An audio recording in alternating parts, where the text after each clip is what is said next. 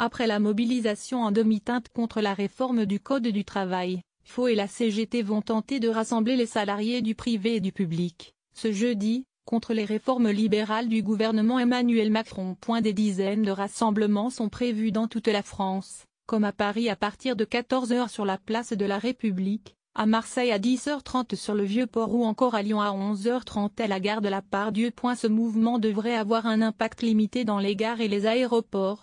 La SNCF anticipe seulement de légères perturbations sur les réseaux terre et intercités. Pour la RATP, la journée sera normale. Dans le ciel, seulement quelques perturbations sont à prévoir, selon l'aviation civile. Cette journée d'action syndicale va une nouvelle fois se faire en ordre dispersé.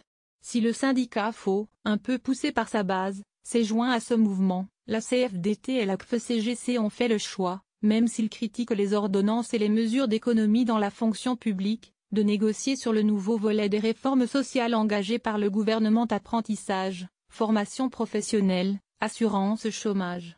De son côté, Philippe Martinet, patron de la CGT, estime toujours que les grèves et les manifestations restent, en France comme partout dans le monde, efficaces.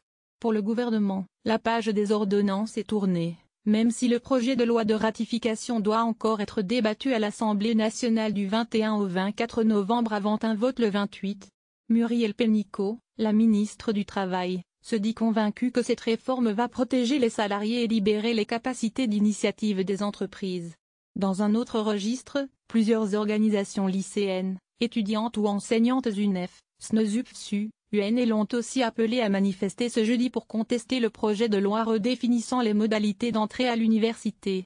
Un texte qui doit être présenté la semaine prochaine en Conseil des ministres.